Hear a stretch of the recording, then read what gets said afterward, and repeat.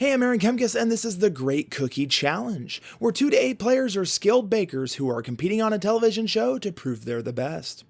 The competition's fierce, time is short, and focus is key, as you only get credit for the cookies that are baked in the correct order. Utilize milk cards to help you get out of a crispy situation and avoid a fire in your kitchen that will ruin your momentum. In this team-based card layering game with simultaneous turns, you will play cards over 3 increasingly tense timed rounds, culminating in a final 30-second round where scores are worth double. You'll need to be quick and decisive, so good communication is key. Your teammates cannot tell you what cards they possess or what cards they need, only when they want to play a card. At the start of each round, each team will shuffle their deck, and all players on the team will receive a hand of 4 cards.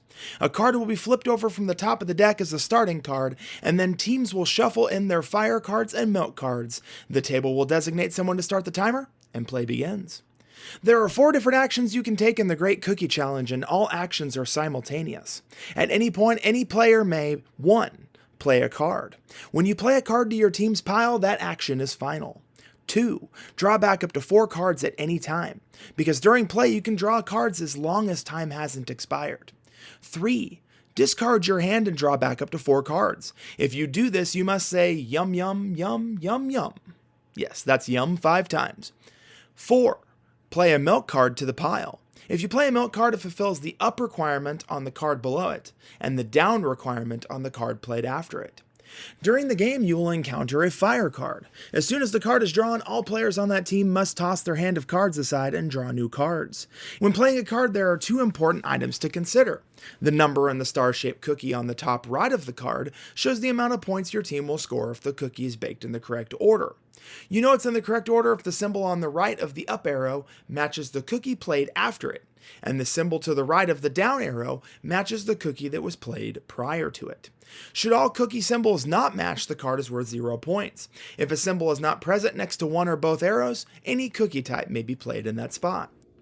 Okay, time for some sample scoring here. So I have flipped over the pile that I created after the round, and we're going to flip over the first card, which does not score because it's the bottom card. Then the next card, this fudge cookie is below it, so that requirement is satisfied. However, we don't know about the next one yet, so we don't know if this scores 3 points. Well, turns out that it is a chocolate chip cookie, so that'll score 3 points. This says that there needs to be a sugar cookie below it, and there is. If there's a frosted cookie, which there is, this scores 3 points, so that's 6. This has no requirements, so that's 1 point, puts it at 7. This one has no requirement, that puts it at 8. This one requires a fudge cookie below it, and that's it, making it 10. And finally, this one over here requires a sugar cookie below it, making this a total of 12. And this is how you're going to score in the round. Play continues over 3 rounds, starting with 90 seconds and ending with a final 30-second round, and the highest score wins. Will you fold under pressure, or will you prove yourself as the winner of the Great Cookie Challenge?